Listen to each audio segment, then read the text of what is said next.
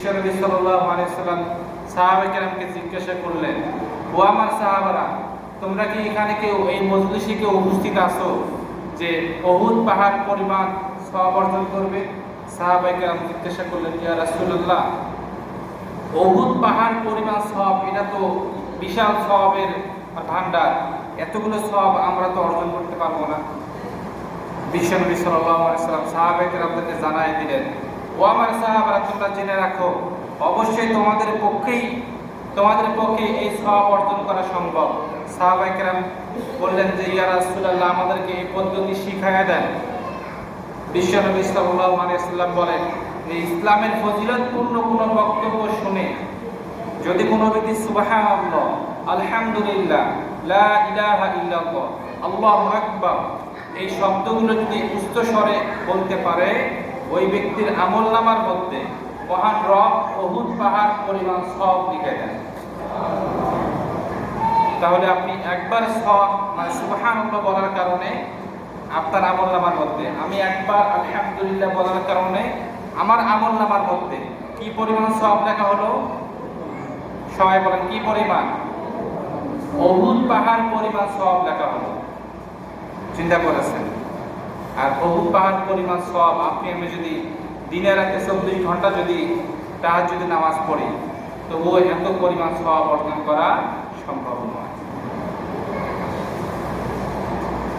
যে মহান রব আমাদেরকে আল্লাহ পাকের একনিষ্ঠ গোলাম হিসেবে কবুল করেছেন, সেই মহান রবের শুকরিয়া আদায় করলে আল্লাহ তাআলা খুশি হয়, শুকরিয়া আদায় করলে নারাজ হয় শয়তান।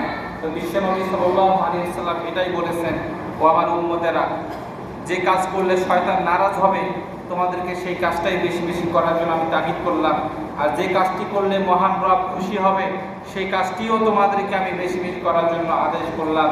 যেমন নামাজ পড়লে আল্লাহ তাআলা খুশি, শয়তান কি নারাজ, আর নামাজ না পড়লে শয়তান খুশি, আল্লাহ তাআলা নারাজ।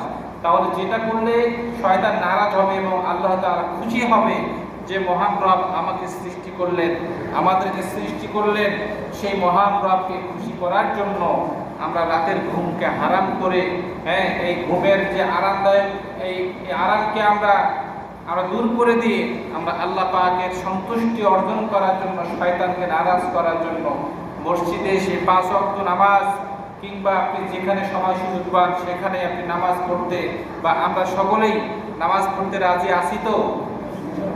সকলে পড়ি ইনশাআল্লাহ।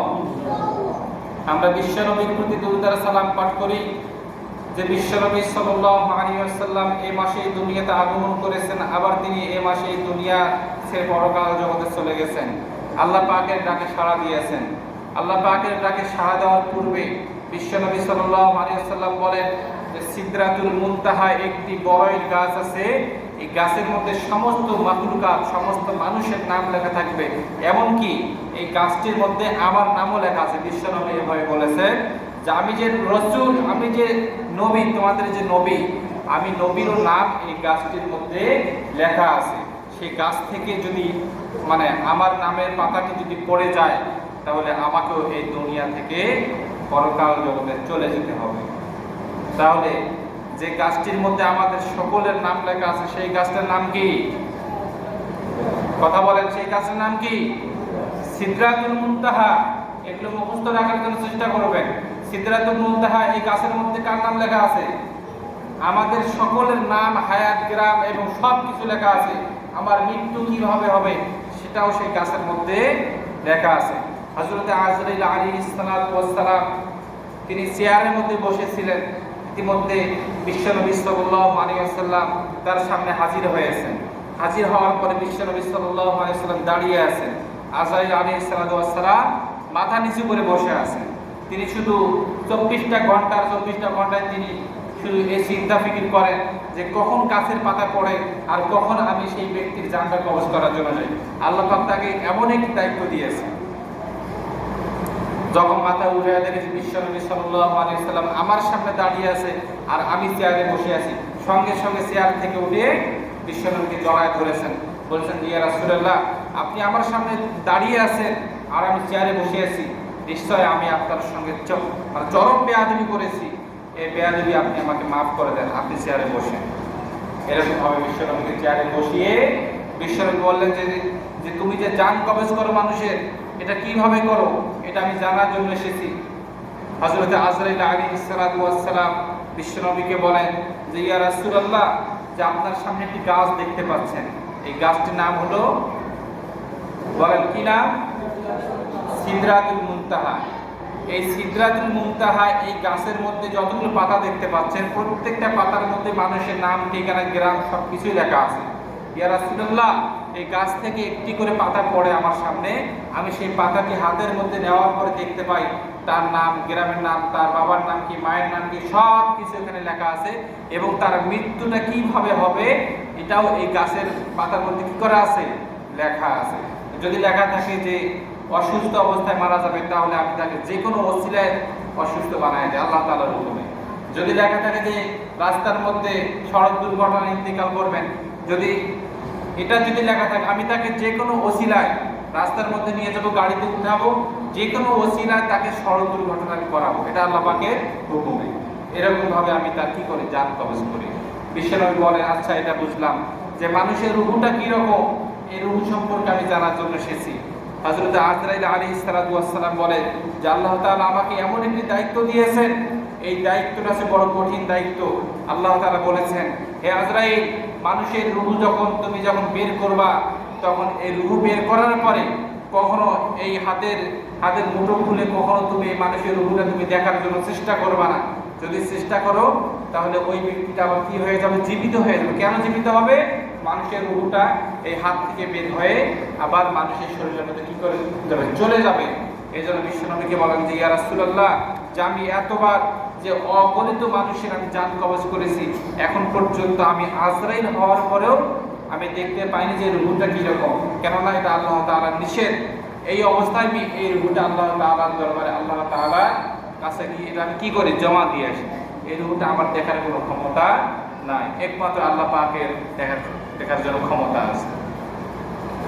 তাহলে চিন্তা করেন, আপনাকেও মরতে হবে, আমাকেও মরতে হবে, কিন্তু আমাদের এই মরণটা যদি নামাজবিহীন হয়, যদি আপনি নামাজ না পড়ে যদি আপনার মরণ হয়ে যায়, তাহলে আল্লাহ পাকের কাছে, মাওলার কাছে আপনি কি জবাব দেবেন?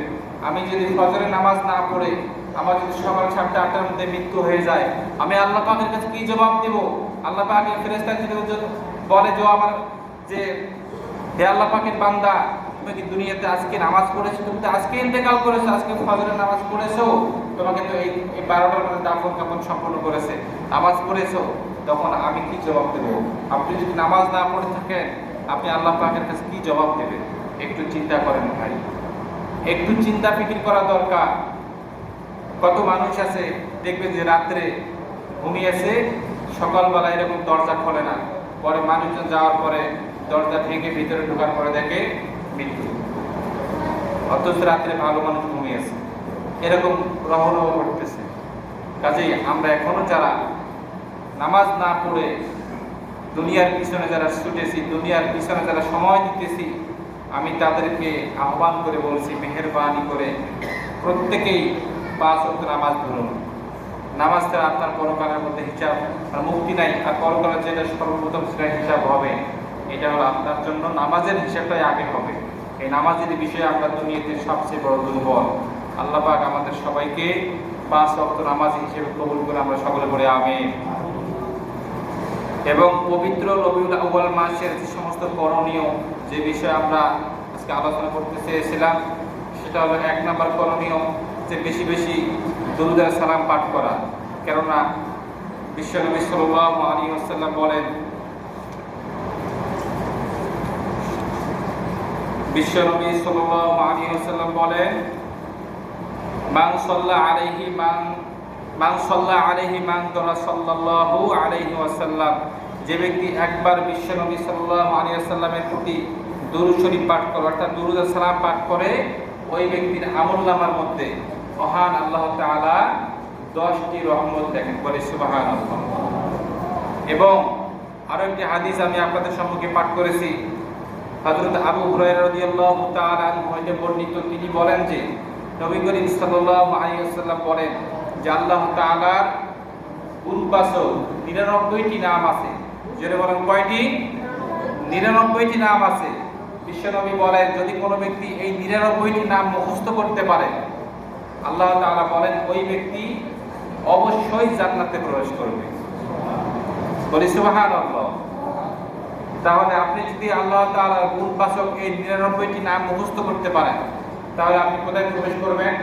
জান্নাতে প্রবেশ করবেন। তাহলে আমরা কি আল্লাহ তাআলার এই 99টি নাম মুখস্থ করার জন্য চেষ্টা করব? তো যাদের মুখস্থ নাই আমরা এগুলো অবশ্যই মুখস্থ করে নেব। আসলে কি বলবো, আমরা তো অনেকেই দুনিয়ার পিছনে ছুটেছি। আমাদের মধ্যে এমন ব্যক্তি আছে যদি বলা হয় যে 10টা খেলোয়াড়ের নাম বলো, একদম মুখস্থ বলে দিবে, কিন্তু আল্লাহ পাকের নামগুলো মুখস্থ নাই। এরকম ব্যক্তিও আমাদের মাঝে আছে। তো যাই হোক, আমরা আল্লাহ পাকের নামগুলো মুখস্থ করব। এটা একটা গুরুত্বপূর্ণ আমল, যেহেতু বিশ্বনবী বলেছে, আর বিশ্বনবীর কথা কখনো মিথ্যা হতে পারে না। আল্লাহ পাক আমাদের সকলকে আল্লাহ পাকের সকল গুজার বান্দা হিসেবে কবুল করে আমরা সকলে পড়ি আমিন। আমরা এখনো যারা সুন্নত নামাজ পড়ি নাই, কবলার জুম্মা 4 রাকাত সুন্নত নামাজ পড়ে